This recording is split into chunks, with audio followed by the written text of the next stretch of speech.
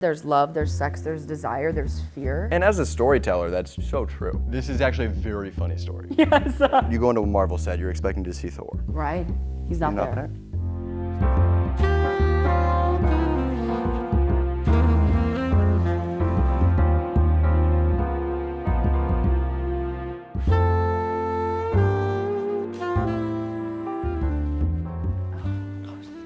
It's so good to see you, Ryan. Grace Reiter. Ryan Micho. Oh, it's been a while since Spooners. How yes. long has it been? It's been about 5 years since that it was 5 8 months years. on set. My God, it's been so long. And since then, I've had a child. One. Just one. Just one. I'm so glad we got to work on Spooners together because I've been a fan of your work since the very beginning. And I'm not just saying that to pull your hug.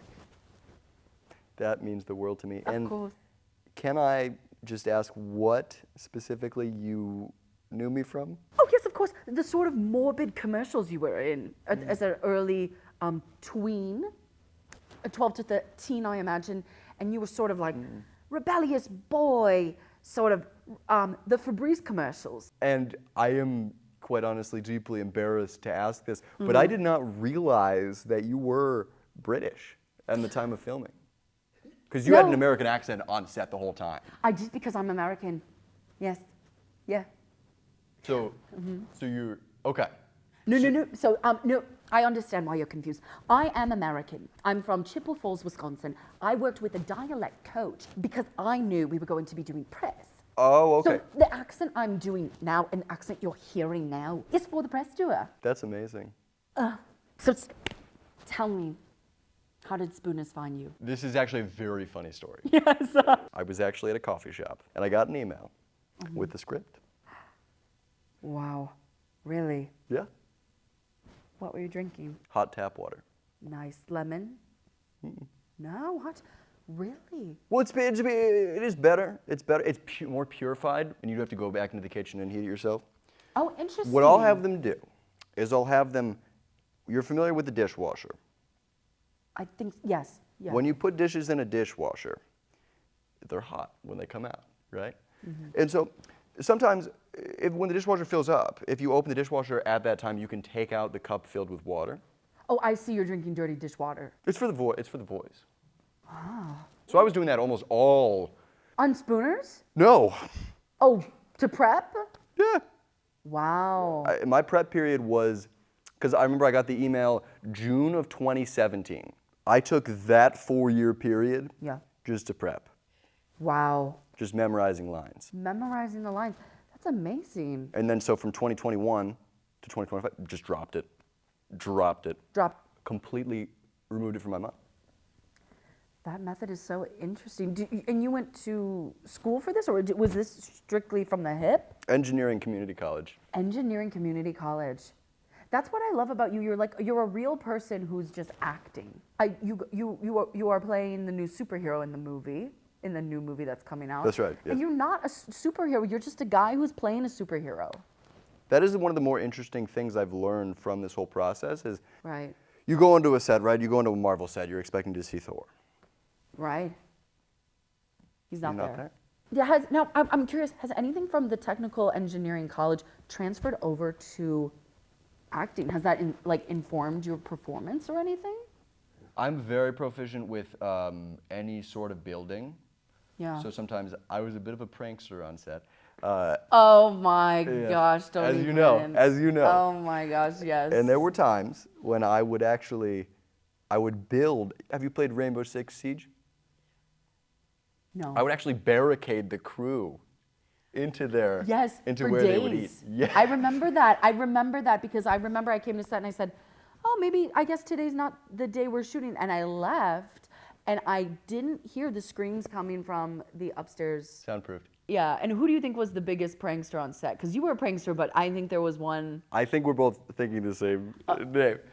Chris Evans. Chris Evans. Yes. Oh Yes. God, that rascal. Because we did have to cut him. Right. Ultimately, we did have to cut him, but he was a joy to have on set. But his role was very small. He was a burglar that came in and murdered Lydia, And it just didn't make sense. In the edit, we decided to remove that because I asked them to. I was in the editing room. Yeah, I think it was mostly because it was about 1 minute into the film. It was 1 minute into the film and she died. His go-to move is what he would do is he would take the SD cards out, he would shake them so violently that they would actually become damaged. Yeah. And then we would lose maybe a full month of footage from that sort of thing.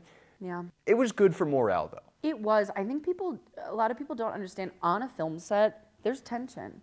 There's hatred, there's love, there's sex, there's desire, there's fear. And as a storyteller, that's so true. And thank you for saying storyteller. I feel like I truly believe the term actor is demeaning. I think I'm a storyteller. And that's interesting that you would say storyteller because I do tend to use the term vessel for the universe's message. And you know what? I would say Jesus was a performer. He would perform miracles. So just for shorthand, I refer to myself as Jesus Christ.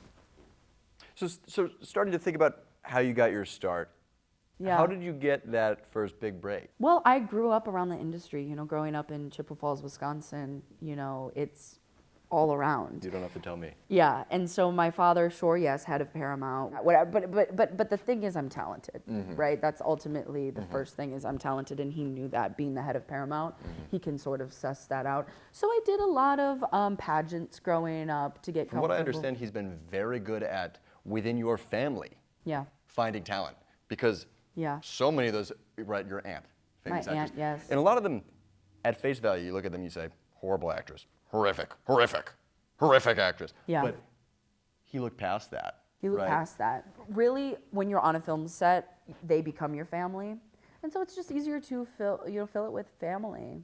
I actually have an interestingly similar story. So my father Yeah. he was the head of Paramount. No.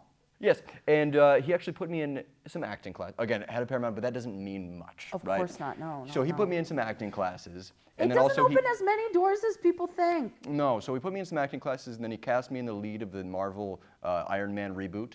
But that was Yes, you sort were of the little kid in Iron Man 3 that hangs out with Robert no. Downey I played Jr. the adult father. You played Robert Downey Jr.'s father? I Yes. do not remember that. It was small role, Small role. Of 130 course. lines, 130. improvised. Wow. That's something I like to do with the script that other actors are afraid to do. Rewrite They'll it. see the script, they'll go, this is what I'm performing. I'll see the script, for example, with Spooners. I got that first draft, emailed, threw my computer out. I love that. First draft gone. I love in the that. garbage. And as I'm rewriting it, I'm actually going in my head, I don't remember what this was about at all when I read it. Right. Well, did you read it before you threw your computer out, or did you get the email and immediately throw it out? The latter. Yeah, so you did. So you didn't read it. So you didn't know. I read the log line. I have a similar process. I like to go out into the woods and I like to transcribe the script onto tablets, similar to what Joseph Smith did with his religion, where he transcribed gold plates. You don't know Mormons?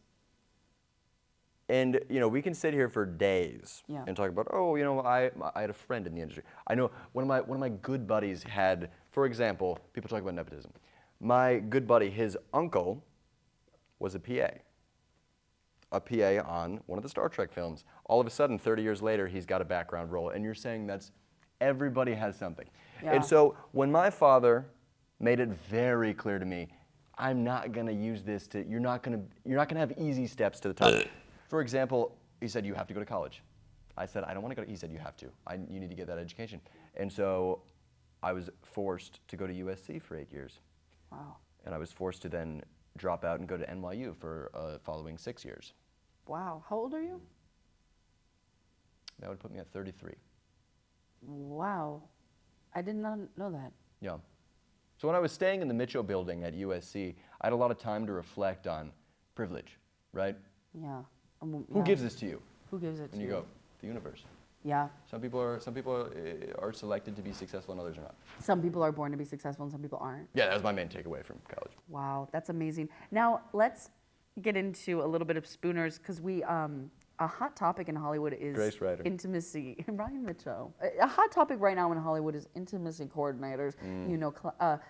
Famous example, Nora did not have any, and I'm proud to say our film had 4. We had 4. Yeah, that you promptly fired after the first day because, would you like to get into it? Yes. So I did hire the 4. Yeah, yeah. And I found them boring. Yeah, the intimacy coordinators did not make any sexual sort of advances on either of us. And we made it very, very clear up front Yeah. that that is what we were looking for, right? So I think I just, if I'm being honest, I misunderstood. And you can be, you can. I misunderstood the term intimacy coordinator. But we ultimately didn't need it because you were repulsed to touch me the whole filming. So, And firing crew is one of the hardest parts of being an actor. Yeah. I've said that, I've always said that ever since USC when I fired my professor, my first professor I had to fire. it's part of the job no one likes to do, but it's important. And I do have to applaud you for your on-set meltdown. I thought it was very brave. Thank God we were filming. Your children were on set that My day. children were on set. You said, there's no dick involved. It's just cuddling. Why is she here on set? It's not a big deal. Because the film is about cuddling. It's about these two people who find themselves at a very low part of their life. You know, Lydia is hiring a professional cuddler, a spooner, to come and spoon it and cuddle her. And Matt is like a loser in his own right, who's, you know, cuddling people for a living. And that's the movie. Great writer. Ryan Micho, stop. At first the script was absolutely no contact. At first it was, they weren't even in the same room. They weren't even in the same room, and Chris Evans murdered her first page. And remind me of the original title. The original title was The Cuddler, which sounded a little more... sounded a little racy. The original title was Lawn Flamingo. So the cuddling sort of is how Lydia is learning to come back to herself. I loved your improv. It really, as you know, a Jesus Christ myself, it really gave me the courage to go out there and really do it. The first day, you were a little bit shy to improvise. I think people think from my roles, you know, typically I'm a loud, bodacious person, but I'm very shy. And I remember the entire first day, you refused to speak. Mm-hmm. You were in the corner. If anyone came by you go... I was hissing mostly, yeah. I was hissing mostly day one. Yeah, but you really like gave me the confidence to stop hissing and start speaking. Yes. And I remember by the last day, you were improvising so much, we were shooting for 36 hours. We were shooting for 36 hours, yes. But you were just riffing that one line. The one line I kept improvising because it just felt natural to her character. I found the character was, you know, again, she's at this low point. So I figured she would say, "F up, you c-." Aiden, our other director on set, said, this is not, you know, motivated by anything in the script. It doesn't make sense. You're shoehorning it in. The accent was another issue because you would say it in that almost an Irish dialect. Yes. I was thinking more of like a Cockney. Oh, you c-. Well, what I love about working with you is we go to bat for each other. That was one thing I knew right away. I said, Ryan, whatever you need, Yes. we will together. I remember Talk that to first Aiden day. about it. I remember that first day a PA looked me in the eye. And then you hit. And then I hit him. Yes. Well, more of a spank to say, get it going. But what I loved about that is you could tell I really wanted to get that, you fucking line in. I really wanted that line in, and I knew you were sensing that I wanted it, so you took it upon yourself to go to Aiden and negotiate that 275 take deal. Yes. I remember I turned to him in front of the crew and I said, if you don't give us this 270 take trial, we're scrapping the movie. You already fired the intimacy coordinator, so And of Aiden course, knew that I had tried to get him fired upwards of 3-4 times at that point. yeah, firing the director is well within your capability. Very awkward though, because I did have to go through the director to fire him. To fire him. Because he was a producer on it as well. He was producer, he also was the cameraman. He also did light, he gaffed. Lit it and edited it. He was also the editor. Yeah. And I think he's your brother. And remind me your name? Oh, Grace. Okay. Grace Reiter. Ryan Micho. Stop. Okay. It's a treat. It's a treat. It is so good to see you. And as storytellers, it's so rarely do you get to sit down Yes. just storyteller to storyteller. And just Yes. And remind me again about the car accident you got in. I was practicing jumping. I was practicing my jumps. It was the director's car at the time. I took the car and I jumped off of a parking garage and I landed. I nose dove into a lake. And as storytellers, I found it very freeing to play a woman in her early 20s. Oh yeah, so you could say yeah, yep. Do you act a lot? Or? Wow, Ryan Micho. It was great Great, right? to catch up with you again, but I really Didn't realize these were a 12-hour shoot. I'll be honest. 12 hours of conversation. That was a lot. Ryan, and tell me, how's the girl, the wife or the daughter? Daughter or the wife? Or the wife? Yeah, either. I don't f***ing care. I don't care. No one wanted you on this movie. Yeah, you're actually you're just like the last guy we wanted and the last guy we could get. Yes, I remember the story because you said you'd called virtually every represented actor. Yeah. And then you were just calling up places. Well, just listen, going through I the phone book, looking up pizza shop. Anyone want to act in this? No, something. I should take some responsibility in that. I smell bad, and most male actors don't want to. They don't like the pheromones I give off. Mm-hmm. They find it incredibly off-putting to be in a scene with me. What I also found interesting was how incredibly hot you are. You almost radiate a certain level of heat that I can feel. You're giving off a body heat that is. Sorry. It would keep me warm. It would keep me warm if I was just. Well, it would. Well, actually, the only reason why it worked out for you is because during the time of filming, you weren't able to smell. Correct? Is this correct? Yes. Yes. I had that Nasty mystery illness, which we later found out to be COVID. Yep, you had COVID. I had COVID. But luckily it worked in our favor because you couldn't smell me. I could not smell. I was coughing up a lung though. God, I have so much fun with you, Ryan. I really do. My husband is boring as hell. And not fun to hang. He's not a fun hang. No. I remember you would bring him around on set, everyone would go. And that's why I work so much, because I want to get away from him. And I just have to say. Yeah. I am so sorry for you. Thank you. Having to deal with that. Thank you. Boring, It's hard. Boring ass husband. And you know what was so kind of you is to have an affair with me at that time, because it was just, I don't know, just a breath of fresh air. I just really needed that distraction at the moment. Yeah. Yeah. And then what is the marital status of you two now? Well, he passed last week. And so with this short film coming out. So excited shortly, for everyone to see it, of course. Spooners, yes. Spooners. And so I am playing sort of this washed up. He's like down on his luck, sort of like not. He had it together, but he lost it. Yes, exactly. And you I are play playing Lydia. Yes, who is she's depressed. Can you just let me talk? Yeah. She's sort of depressed. Sure, and they both find each other at like a sort of similar, and he cuddles people professionally. Yeah. It sort of takes place in this alternate dimension reality where cuddling is legal. But cuddling is now legal in this universe, whereas the great cuddle wars were happening. Did you not read the prequel script that we sent? And it's set in the 1970s.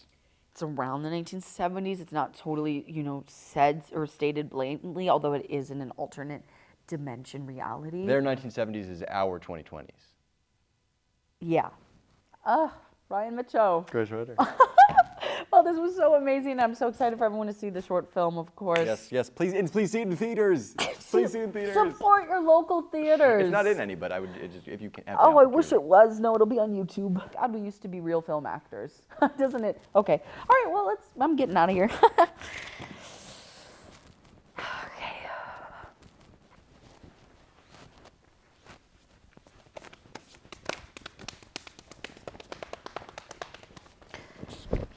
There. Oh, thank you. Yep. Thank you. There. Oh, okay. Thank you. Thanks. Yep. Appreciate that. Yeah. Sorry. Sorry, over here too. Yep. Right there. Yep. Okay. And it's just, okay. And nothing in the pockets? No, nothing in the pockets. Okay. Okay, you're good. You're okay. Awesome. Thank you. You're good.